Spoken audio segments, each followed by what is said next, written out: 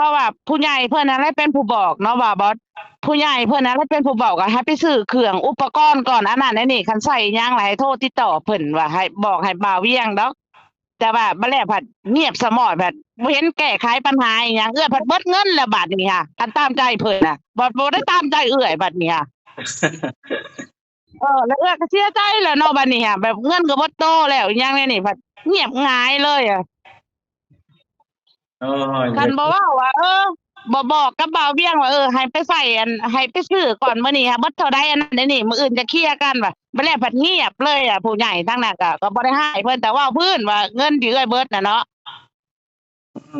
ก็นั่นแหละนี่ถามว่าอยากให้ไผอยากให้ตัวเองบ่อยากให้คนอื่นบ่ก็บ่แต่ว่าอารมณ์มันบ่ค่อยดีเดี๋ยวนี้อะอารมณ์เมื่อยก็เมื่อยอย่าลืมกดติดตามเพื่อเป็นกำลังใจให้ผมด้วยนะครับทุกคนขอบคุณมากๆครับ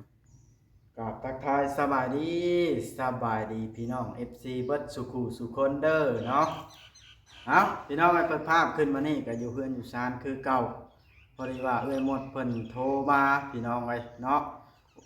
เพิ่นฮ้อนใจหางานบ่ได้อยากได้ทุนจัก1 ล้านเพิ่นว่าเรื่องผู้ใหญ่เพิ่นก็ว่าให้ทำตามผู้ใหญ่เพิ่นบอกแล้วก็กลายเป็นเบิดทุนแล้วเพิ่นบ่จักแนวเฮ็ดผู้ใหญ่ก็หนีไปเพิ่นว่าเนาะบ่จักแนวเฮ็ดเลยหัวสิแตกแล้วเพิ่นว่าสิเป็นจังได๋เรื่องราวก็ได้บ่วัดก็เล่าบ่ได้ฮู้เรื่องเนาะบ่วัดเพิ่นโทรมาบ่วัดก็รับสายเนาะบ่วัดเอาเป็นว่าไปเบิ่งไปชมนํกันเลยดีกว่าเนาะว่าสิเป็นจังได๋ตามที่หมดเพิ่นเว้าเนาะเอาพี่น้องเอ้ยโทรศัพท์บอกว่ามีเครื่องเดียวนี่แหละบอกว่าสิเอาโทรศัพท์เครื่องนี้แหละโทรเนาะไปเบิ่งไปชมนํกันเลยที่หมดเพิ่นโทรมาแล้วเพิ่นเล่ารายละเอียดเรื่องนั้นเรื่องนี้ให้ฟังพี่น้องเอ้ยไปสบายดีบ่าวบอสสบายดีอยู่ไสเนาะตอนนี้ก็ย่างหาเวียกอีกคือเก่ามื้อนี้เนาะเพราะว่าหมดยังบ่ได้เวียกอ๋อพอจ่อยออกไปขายพวกบ่จ้อยเพิ่นออกไปขายพุ่มพวงอีกล่ะโดยเจ้ายังย่างหาเวียกอยู่ซิโนอยู่แถวเก่าน่ะบ่แม่บ่เราไปขายเกือกเด็กใช้เกือกปานนี้บ่ขอโทษเด้อบ่ว่าเขาหมู่ทักทายหมู่เห็นย่างหาเราเวียกอันไปหามื้อใดแล้วมันไปตั้งจานยังได้หลายล้านโดดมาอ๋อจ้าประมาณไหนใช่กูเป็นจังซี่เด้อแล้วนะเดี๋ยวขอเวียกก่อนเด้อกูเว้าเวียกก่อนแอนเวียกกับเพิ่นก่อนแม่นๆจังหน่อยไปก่อนเฮ็ดเวียกก่อนอีห่ามึงเอ้ยจะมาม่วนน้ำตายบัดนี้ฮัลโหลอันพ่อจ้อยเพิ่นไปขายอยู่ไสมื้อนี้โดยพอจ่อยเพิ่นก็ไปขายอยู่ทางเก่านั่นล่ะเพราะว่าจากเมื่อวานลงทุนไป300,000เนาะแต่เพิ่นก็ขายเบิดก็ได้ทุนมาแล้วก็กำไรก็พอได้แต่ใส่น้ำมันนั่นล่ะแล้วก็หมดเลยยังมีเงินอยู่แล้วก็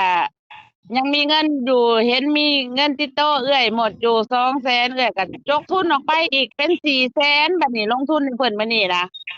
มื้อนี้น่ะ400,000บ่มื้อนี้ครับลงทุนโอ้นะยมื้อนี้400,000เพราะว่าหมดจกออกไปอีกแบบว่าอยากให้ของมันเต็มรถหั้นนะของมันน้อยมันก็แบบเบิ่งมันบ่น่าซื้อน่ากินน่าเบิ่งวานนี้น่ะกำไรน่ะได้อยู่เนาะก็ได้ทุนมาแล้วก็กำไรพอเพิ่นได้คืนค่าน้ำมันอยู่เมื่อวานนี้ค่ะแล้วก็เลยว่าจกทุนให้เพิ่นอีกให้มันหนาให้มันเต็มรถหน่อยหนึ่งแต่มันก็ยังบ่เต็มดอกจกทุนใส่อีก100,000อะนะตื่มตั้งมื้อนี้น่ะก็บ่ได้ละเอาหมดนะครับสิถามอีหลีคันสมมุติว่าได้ทุนมานี่หลักๆแล้วนี่สิเฮ็ดหยังอาชีพน่ะอาชีพน่ะสิขายอันนี้ล่ะเพราะว่าขายอันพ่วงเฉล่งนี่แหละเพราะว่าพอจอยเราเฮ็ดได้อยู่โอเคอยู่มื้อนี้ก็ยังตื่มทุนให้เลาเนาะยังลงทุนให้เลาอีก100,000แบบว่าคันเราไปผู้เดียวเนาะก็คิดว่าเราเฮ็ดได้อะเราบ่ต้องไปซ้อซักหยังต้าอิหยังเราอะคิดว่าเราเฮ็ดได้บ่บ่อ๋อคันลาเฮ็ดได้ล่ะแบบว่าเจ้าล่ะสิหางานทำแบบว่า แม่นเอื้อยน่ะสิหาเวียกเฮ็ดเป็นรายเดือนเอาเพราะว่าเอื้อยก็บ่อยากนั่งรถไปนำกันมันเสียเวลาแบบผู้หนึ่งหาเงินเดือนให้พ่อจ้อยผู้ขับรถเป็นน่ะให้เลาผู้ขับรถเป็นน่ะเลาก็ไปหาค้าหาขายเฮ็ดแนวนี้ก็สิอยู่รอดอยู่บ่ว่าคันมีทุนอีกหั้นนะเอื้อยคิดค่ะแต่มันบ่มีทุนลงให้มันเต็มรถนี่เลาขายอะมันได้อยู่เนาะ อ๋อแม่นแล้วกันเราขายได้นะบ่จำเป็นต้องนั่งมานั่งกันนะถึกแล้วแบบเนาะว่าหมดน่ะอยากได้ทุนมาลงจักล้านหนึ่งอ่ะแบบว่าตอนนี้ค่ะล้านหนึ่งให้มันเต็มโหลดให้มันงามซะแบบว่าเราขายได้แล้วมื้อแรกที่เราไปอันนั้นมันก็ผ่านเอาทุนที่ลงแล้วก็ได้คืนมาก็ได้กำไรพอได้ใส่น้ำมันก็โอเคแล้วว่าของมันบ่หลายเนาะ อ๋อโดยถ้าได้ทุนจักล้านหนึงนี่มันเต็มรถเลยบาทนี่เนาะเอ้อยากได้ทุนลงใส่จักล้านหนึ่งนี่เอ้อยสิหาแนวใดแบบว่าอยากได้แบบว่าให้เราขายให้มันเต็มที่อะนะแบบว่าความคิดของเอ้อยหมดนะเนาะ อาทางบ่าวเวียงชัยวานนี่เด้เพิ่นว่าแนวใดเพิ่นเข้าไปหาก็เพิ่นก็บ่ได้ว่าแนวใดได้เพิ่นเข้ามารอบแรกอะก็แอ้นล่มแบบว่าขายได้บ่ได้บ่ก็มันก็ได้ส่ำที่เห็นอยู่เนาะส่ำเราลงทุนน่ะก็ได้ค่าน้ำมันรถคือเอ้อยหมดเว้าหั้นแหละแต่เพิ่นก็บ่ได้ว่าอิหยังหลายบ่าวเวียงก็อาเอ๋อแต่ว่าเอ้อยตอนเนี้ยเอ้อยอยากได้เงินจักล้านหนึ่งมาใส่แบบว่าให้รถเราเต็มให้มันงามในรถให้เราแล่นขายแต่ละบ้านน่ะนะมันคือสิได้ให้เราเฮ็ดอาชีพนี้ก็ตามประสาคนเฒ่าอยู่เขาก็แบบว่าเนาะแบบว่าเห็นเฒ่าแล้วเพิ่นก็อยากซื้อซอยอิหยังแหน่ตามความคิดของเอ้อยหมดเนาะบ่าวบอสโดยอ๋อแม่จะเป็นๆแบบว่าแล้วกันแต่ว่าตอนนี้บ่ได้อยู่ห้องจักคนเนาะบ่ได้อยู่ห้องพ่อจ้อยออกไปเพราะว่าพากันมาตลาดตั้งแต่ตี4แล้วตีโอ้4แล้วก็มาจัดของจัดหยังใส่รถก็ตี5เพิ่นออกไปตั้งแต่ตี5แล้วก็ไปขายแถวเก่านั่นล่ะหาลูกค้าเก่าเพิ่นลงไปสั่งผัวเอาอันแต่งผู้ที่ถามหาเนาะแบบว่าเอื้อยก็เอาลงใส่เห็นบอกเอื้อยจังจกเงินออกใส่100,000อะอยากได้หมักถั่วได้หมักแตงแล้วก็หมักนาวเนาะมื้อนี้เอื้อยลงทุนจกใส่แบบว่าเพิ่มเติมหั้นนะแบบว่าให้มันงามในรถน่ะอ๋อแล้วก็มีปิ้งไก่แหน่อิหยังจังซี้เอื้อยเอาลงใส่แบบว่าให้มันสวยงามอยู่ในรถหั้นนะอ๋อปิ้งไก่พร้อมอาหารนะว่าแล้วก็ได้เนาะครบแม่นอาหารแล้วก็หมักถั่วแล้วก็มันเผาหมักแตงเนาะมื้อนี้ที่เอื้อยจกทุนออก100,000ค่ะให้เพิ่นเพิ่มมื้อนี้ค่ะให้เพิ่มแบบว่าเป็นหมักแตงเป็นหมักถั่วแล้วก็เป็นมันเผาแล้วก็เป็นปิ้งไก่ที่เพิ่มอาหารให้เพิ่นค่ะแล้วก็เป็นมะนาวที่เอื้อยจกทุนอัน100,000น่ะอ๋อครับแล้วเอื้อยมันยังบ่เต็มโลดเอื้อยอยากได้จักล้านหนึ่งเนาะตอนนี้อะให้มันเครื่องอะมันงามอยู่ในรถน่ะมันมีคู่แนวอะนะที่ลูกค้าถามหามันคือสิได้บ่บอสโดยคือสิราบแม่นรื่นราคาเนาะแบบว่าขายตรงนี้อะได้อยู่นี่แล้วเจ้าไปสมัครเวียกมานี่น่ะไปไปสมัครเวียกหยังมานี่โอ๊ยเอื้อยก็ไปทั่วเบิดนั่นล่ะบ่บอสงานอีหยังก็ได้แต่บ่เกี่ยวกับโต๊ะหนังสือเพราะว่าเอื้อยบ่มีความรู้คือเพิ่นนั่น มาเว้าว่าสิให้เอื้อยไปเฮ็ดเกี่ยวกับโต๊ะหนังสือแล้วเอื้อยเฮ็ดบ่ได้เป็นแม่บ้านบ่หรือว่าขายเครื่องช่วยเอาเครื่องใส่ถุงรับลูกค้าแบบว่าฮ้องลูกค้าบ่แนวนั้นเดะนี่ล้างถ้วยล้างจานบ่เอื้อยเฮ็ดได้เป็นแม่บ้านบ่ทำความสะอาดอนามัยในเรือนบ่ซักผ้าบ่เอื้อยเฮ็ดได้เอื้อยว่า อ๋อไปเป็นแม่ครัวเพเฮ็ดราะว่ากินเฮ็ดอยู่เอื้อยก็หาเวียกที่ว่าเอื้อยที่บ่เกี่ยวกับหนังสือน่ะเอื้อยจังเฮ็ดได้เอื้อยก็สู้ได้คู่งานเนาะแต่กรุงเทพมาก็สู้ได้เบิด โดยแ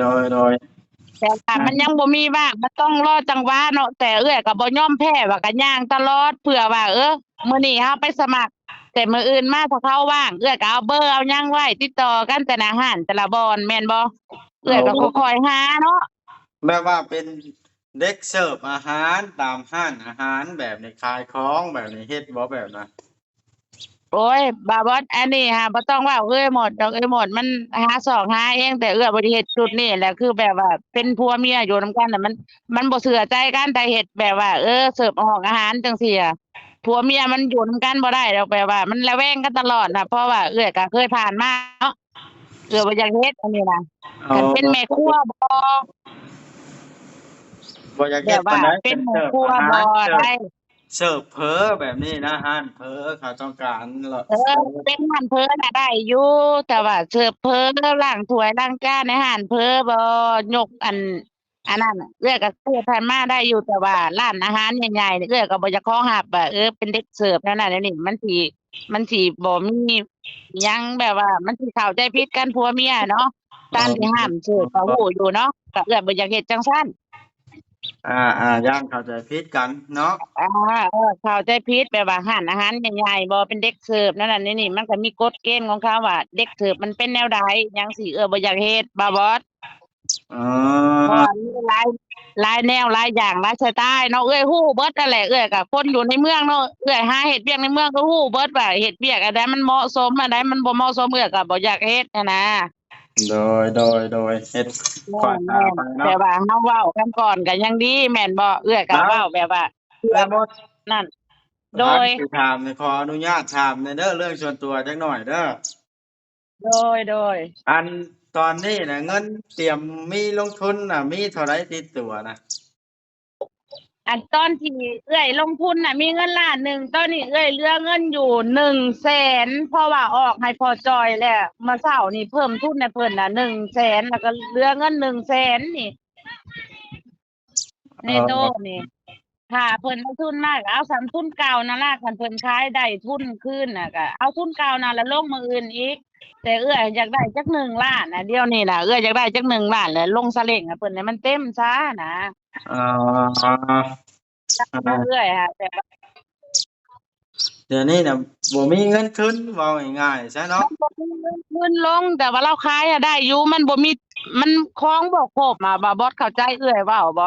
ของมันบ่ครบที่ลูกค้าถามหาแล้วเฮาเอาลงไปมันก็ขาดเคินอิหยังแนวนี้แล้วมันก็บ่พอได้ทุนต่อหั้นนะบ่าว เข้าใจ มันเครื่องบ่เต็มคนก็บ่อยากซื้อได้เนาะ แม่นเอื้อยยังมีเครื่องให้ครบลงทุนจักล้านหนึงเพราะว่า แต่ละคนน่ะเขาก็ลงทุนเป็นมื้อหนึ่ง5ล้าน2ล้านผู้ใดรถพ่วงที่เขาแล่นน่ะแต่เอื้อยมาใส่300,000มันสิมีหยังให้เขาเลือกหั้นนะ โอ้ยมันสิราบรื่น เนาะเอื้อยได้จักกันบ่าวบอสอย่างน้อยเอื้อยได้จักล้านหนึ่งมาใส่ซะมื้ออื่นนี่ก็เอาให้มันเต็มรถแหน่แต่เอื้อยหาบ่ได้อะ อ๋ออยากได้จักล้านหนึ่งมาลงทุนเนี่ยเราเฮ็ดนี่ได้อันนี้น่ะคันเฮามีทุนต่อน่ะคือเอ้ยเว้าอะเนาะมันบ่มีทุนนี่แหละเฮ็ดจั่งใดซะ ย่อมันก็บ่จักแนวแล้วบาดนี้เนาะคันสมมุติว่าบ่มีทุนเลยได้สิพากันเฮ็ดงานหยังล่ะต่อไปบาดน่ะ คันบ่มีทุนเลยเว้าพื้นว่าคันเราขายขาดคือเมื่อวานนี่ก็เอาทุนเก่าแล้วก็300,000ก็300,000อยู่หั่นแล้วก็เลาะอยู่หั่นแล้วก็ได้ทุนมาแล้วก็เอาทุนเก่านั่นแหละ กำไรบัดนั้นเติมน้ำมัน กำไรเนี่ยมันก็หายากแล้วก็เติมน้ำมันไปแล้วกำไรอันที่ได้มาจากทุนลง300,000น่ะเนาะแล้วก็กำไรก็เอาไว้ใส่น้ำมันรถให้เราแล่นนั่นแหละคันมันบ่มีทุนก็คนบ่มีทุนเฮ็ดเนาะมันบ่เฮ็ดได้ค่ะ แล้วก็ซื้ออยู่ซื้อกินแหน่เนาะ แม่นแต่ข้าวเขาบ่ได้ซื้อดอกหนึ่งเอาคันมื้อนี้ก็นึ่งข้าวให้เพิ่นแล้วก็น้ำมันก็หายเอาไปจากบ้านนั่นแหละแต่ว่าจะกินนี่ยังให้หาซื้อเอาก็เสียค่าซื้อกินนั่นแหละ ข้าวน้ำชามปลาก็นึ่งเอาจังห้องนั้นเนาะ แต่ว่าของกินก็เราไปซื้อข้างนอกแล้วก็ซื้อกินคือเก่าเด้จ้ะก็นึ่งให้แต่ข้าวหั่นแหล้วก็หายเอาแต่น้ำตุกหั่นแหละ โดยโอ้ เลยคิดนะตอนเนี้ยเอื้อยอยากได้ทุนจักล้านหนึ่งใส่ให้เราเต็มๆนี่แบบว่าอู้ยมันสิหาแนวใดสิยืมเอื้อยก็ยังบ่ได้ใช้หนี้ที่ยืมเอื้อยมาก็เนาะก็สิไปยืมเอื้อยอีกก็เอื้อยก็จักสิเฮ็ดแนวใดแบบนี้ อืมค่อยถามได้บ่นี่เงินนั่นบ่เวียงมอบตอนนั้นน่ะเจ้าเอาไปใช้จ่ายแบบใดเนี่ยคือเหลือเบิดเงินคักแท้เนี่ย บ่าวบอสยังบ่ได้เข้าใจเนาะบ่าวบอสเบิ่งคลิปที่บ่าวเวียงอันนั้นก็คือสิเข้าใจเนาะไอ้เงินที่มาลงทุนนี่ก็บ่าวเวียงมอบให้ภายใน3ล้านนะว่าให้มอบให้พ่อมอบให้พ่อจอยกับอันเอื้อยหมดแล้วก็อยากขาดเรื่อยยังให้ไปซื้อเอาเอื้อยก็จ่ายไปล้านหนึ่งแล้วก็ไปเบิ่งไก่จากเรือที่2ล้านเนาะไปเบิ่งไก่แล้วก็ มันบ่ได้แล้วอันนั้นอันนี้ก็เสียค่าน้ำมันค่ากินค่าอยู่ค่าหันค่านี่แต่ก็กลับมาแล้วก็โทรหาบ่าวเวียง โทรหาบ่าวเวียงบอกว่ายังเหลือเงินอยู่ล้านสองสิลงทุนขายตลาดบัดเนี่ยจากเงินที่3 ล้านค่ะเจ้าเบิ่งคลิปมาเจ้าก็สิโง่ดอกคันมาถามย้อนข่อยคืนข่อยก็มีสมองคิดหลายแนวข่อยก็ปวดหัวว่าบอส บ่ข่อย เพ บ่ ราะ ได้ ว่า เบิ่ง ข่อยอธิบายอยู่ในคลิปออกไปเบิดแล้วหั่นนะข่อยก็ปวดหัวอยู่กับเมื่อยพร้อมได้ตอนนี้ก็ย่างหาเวียกก็เมื่อยบ่าวบ่ขอโทษนำ โดยเพราะว่าข่อยผัดบ่ได้เบิ่งคลิปอะนะขอโทษน้ำหลาย พระเจ้าเบิ่งคลิปแต่เจ้าบ่ย้อนถามหาข่อยก็ได้เพราะว่าเราเฮ็ดคลิปออกเบิดเวลาข่อยโทรปรึกษาเราเบาเวียงหั่นแนวนั้นนี่เจ้าฟังให้จบแล้วเจ้าก็คันมาย้ำแบบว่ามาถามย้อนคืนน่ะข่อยก็บางเทื่อข่อยก็เมื่อยข่อยก็ใจหายได้บ่ว่าข่อยก็ ๆ ให้เจ้าเบิ่งฟังกันให้จบอะนะเวลาซุมเจ้าถ่ายคลิปให้เจ้าเบิ่งคลิปตอนว่าข่อยตอบอิหยังตอนใดออกไปแนวใดอิหยังแนวนี้คันมาย้อนกลับคืนแล้วถามข่อยน่ะข่อยก็บ่ฮู้สิตอบบางเทื่อข่อยก็หลงลืมๆไปบ้างเด้ โอ้ย นี่หนูเอ้ยว่าด้วยความเครียดได้บ่บอส แบบ เข้าใจ บ่ แต่ แม่น ว่า ว่าบอสก็บ่ ข่อยบ่ได้เบิ่งคลิปจังดอก แม่นเจ้าเบิ่งให้จบทุกคลิปทุกตอนเจ้าสิเข้าใจเพราะว่าเอ้ยอธิบายไปแล้วจังซี่มีผู้นี้มาถามอีกผู้นั้นมาถามอีกมันทำให้สับสนนะมันทำให้เมื่อยก็เมื่อยนะ มันก็แนวนั้นล่ะหมดคลิปเนาะ เออ เจ้าผู้ที่บ่ทันฮู้เพิ่นก็ถามหั่นนะเฮาก็ตอบไป แต่ ตาม ว่า เขา เจ้า มัน ก็มาถามก็คิดว่าเข้าใจแล้ว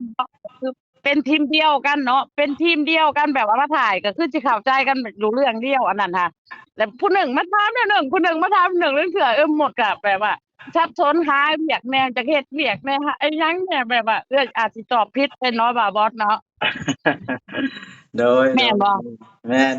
ก็ก็ขอโทษแต่เว้าความจริงให้พังแบบว่าบางเทื่อซับซ้อนตอนนี้ก็แล่นหาเวียกแน่แล้วก็อีกอย่างแน่นะ อ๋อโดย แบบ ยากแต่อันน้ำเจ้านี่แหละเจ้าเราบ่ได้งานไอ้จ้อยเราได้งานแล้วเดี๋ยวนี้งานเลาะขายขนมปั้นให้เรา ได้งานเบาจ่อยได้งานแต่บ่มีทุนลงอยากได้จักล้านหนึงเนาะมันให้มันเต็มอันนั้นน่ะความคิดน่ะนะมันบ่ได้ อ่าแล้วอัน FC เด้ FC ผู้ที่ว่าคุยกับอันแม่มดเหมือนเบาเวียงเพิ่นบ่ได้ว่าแนวใดบ่เพิ่นบ่ได้อัน บ่ได้ว่าจังไดเฮาก็บ่อยากบังคับเพราะว่าคันมีเพิ่นส่งมาให้แล้วแนวนั้นแนวนี้คือบ่าวเวียงก็สิบอกอันนี้บ่าวเวียงก็เงียบหายแล้วก็เพิ่นก็เงียบหายก็ตามที่ว่าเพิ่นให้ลงทุนไปก็ลงทุนไปแล้วเนาะอันที่ว่าให้ซื้อตุ่มซื้อย่างซื้อหันที่นี่อันเรื่องที่ว่าค้าขายไก่ก็แจ้งออกไปในคลิปบ่ได้เด้ว่าค้าขายไก่มันขายบ่ได้มันรับราคาบ่ได้รับราคาบ่ได้อิหยังแนวนี้เนาะแต่เพิ่นก็บ่เพิ่นก็เงียบหายเพิ่นก็เฮ็ดให้ก็บ่โตแน่ลงทุนอันนั้นลงทุนแล้วก็บ่ได้เงินลงทุนแล้วบ่ได้เงินก็อยากหายก็ปานนี้ค่ะ ลงทุน อี ไกล หลีเด้อป่าบ่ ลงทุนไกลแล้วพะนั้นไปตามใกล้แบบแพงเนาะ แม่นเพราะว่าผู้ใหญ่เพิ่นนั่นแหละเป็นผู้บอกเนาะว่าบ่ผู้ใหญ่เพิ่นนั่นแหละเป็นผู้บอกว่าให้ไปซื้อเครื่องอุปกรณ์ก่อนอันนั้นอันนี้คันใช้อิหยังหลายโทรติดต่อเพิ่นว่าให้บอกให้บ่าวเวียงดอกแต่ว่าบัดแล้วผัดเงียบสมอดผัดบ่เห็นแก้ไขปัญหาอิหยังผัดเบิดเงินแล้วบัดนี้ค่ะคันตามใจเพิ่นน่ะบ่ได้ตามใจบัดนี้ค่ะแล้วก็เสียใจแหล้วเนาะบัดนี้ค่ะแบบเงินก็บ่โตแล้วอิหยังนี่ผัดเงียบหงายเลยอะ โอ้ย คันบ่เว้าว่าบ่บอกกับบ่าวเวียงว่าให้ไปใส่ให้ไปซื้อก่อนมื้อนี้ค่ะเบิดเท่าใดอันนั้นอันนี้มื้ออื่นจะเคลียร์กันว่าบ่แล้วผัดเงียบเลยผู้ใหญ่ทั้งนั้นก็บ่ได้ให้เพิ่นแต่เว้าพื้นว่าเงินที่เบิดน่ะเนาะ แล้วล่ะมันไปสานต่อบ่ได้เด้อเงินบ่มีบาท เออ เนาะ ก็นั่นแหละนี่ถามว่าอยากให้ไผอยากให้ตัวเองบ่อยากให้คนอื่นบ่ก็บ่แต่ว่าอารมณ์มันบ่ค่อยดีเดียวนี่อารมณ์เมื่อยก็เมื่อยร้อนก็ร้อนเดี๋ยวนี้อย่าง สู้ไปแล้วมันบ่ทันลงโตเฮ้ยคนเฮามันก็แบบนี้แหละคือจะเว้าแล้วเอ้ยหมดเลยคันอยากมาย้อนกลับมาไปตัดอ้อยตัดรั้วมันก็ร้อนสู้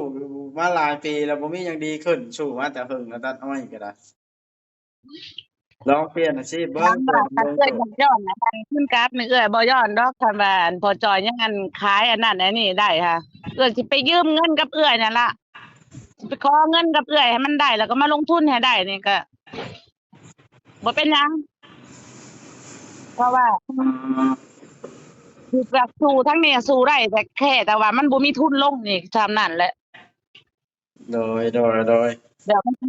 เสียทุนเสียกำไรไปเบิดแหละเงินส่วนที่มีอะก็เจ็บบ่ได้กินบ่ได้จ่ายอุ๊ยเอาสมองคิดเมื่อย คิดแต่ละมื้อเพื่อสิอันได้เนาะเอาเอ้ แม่ ยบ่ น คัน เจ้า คันได้งานก็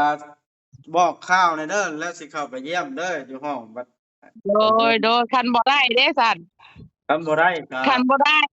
คันบ่ได้แล้วเอื้อยให้พังบ่โทรไปหาน่ะ ว่าเนาะเจ้าก็ได้สู้หั้นแหล้วไผสิให้ใหญ่ล่ะ บ่ได้ออกไปไสกันบ่มื้อนี้น่ะบ่บ่ ยังบ่ได้ออกไปไสไปช่วยเวียกงานกับเจ้าเอาเฮ็ดบุญแจ้งในเรือนไกลนี่ อ๋อบ่าวเวียงได้สัมไปนำกันบ่หรือว่าแนวใด บ่เวียงก็บ่ได้ออกบ่มานี่เพิ่นหรือออกมาก็ยังบ่ได้โทรหาเพิ่นอยู่ เออ สู้ ก็ เด้อ ว่าสิ หางานน่ะ โดยสบายดีบ่าวบ่ โดยสบายดีสู้ๆไว้หมดสู้ๆ โอเคสู้ โอ ๆ เคงานพี่น้องเอ้ยได้พูดคุยกับเอื้อยหมดเป็นที่เรียบร้อยแล้วก็โอ้เราก็บ่จักได้สิเฮ็ดพี่น้องบ่ก็บ่จักได้สิเฮ็ดแล้วเนาะจักสิให้ลงทุนหยังจังสิลงโตก็คือเห็นนั่นแหละพี่น้องเอ้ยมันแบบว่าการเริ่มต้นใหม่คือสิ่งที่น่ากลัวบ่ว่าสิเป็นไผพี่น้องเอ้ยเนาะคนเฮานี่ต้องกล้าเริ่มต้นใหม่เท่านั้นจังสิแข็งจังสิสำเร็จทุกอย่างมันหยังนั่นแหละคันบ่กล้าเริ่มต้นยืนอยู่จุดเก่าคันตัดอ้อยมันตัดอ้อยอยู่หั่นมันก็บ่เปลี่ยนแปลงหยังชีวิตอันนี้เพิ่นกล้าที่จะออกมาเริ่มต้นใหม่เดินหางานหาการก็คือเห็นนั่นแหละพี่น้องเอ้ยบ่ได้งานเป็นเสิร์ฟเป็นหยังก็คือว่าเพิ่นก็อายุหลายแล้วเพิ่นก็สิบ่อยากรับมาได้แล้วเสิร์ฟงานก็ได้คันเป็นผู้แซ่ผู้สาวแบบว่าเสิร์ฟนั่นเสิร์ฟนี่คือสิได้อยู่แบบเนาะพี่น้องเอาโอเคพี่น้องคลิปนี้ก็ได้สิได้จบคลิปลงเพียงซ้ำนี่แล้วเนาะ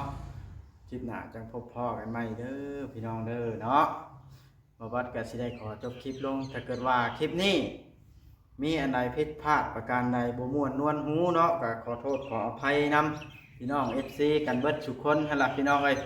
ที่เข้ามาเบิ่งมาชมคลิปของบ่าววัด Channel สามารถคอมเมนต์ติชมกันเข้ามาได้พี่น้องบ่วัดก็อ่านทุกคอมเมนต์แหละพี่น้องเอ้ยพร้อมที่เตรียมปรับปรุงให้ตัวใดคอมเมนต์ที่ว่ามีประโยชน์สาระบ่วัดก็สิเอามาปรับปรุงแล้วก็ปรับเปลี่ยนตัวเองตัวใดที่มันดราม่าหรือว่าที่เฮ็ดให้ติดลบกับชีวิตเฮาก็สิปล่อยผ่านๆไปเนาะแต่ว่าบ่วัดก็อ่านทุกคอมเมนต์และพร้อมที่จะพังทุกๆคอมเมนต์ไปติเตือนหรือว่าวัดใดก็วัดสิเก็บมาพิจารณาเนาะโอเคบ้านคลิปนี้ก็ได้ที่ได้จบคลิปเท่านี้แล้วพี่น้องเอ้ยคลิปหน้าจัง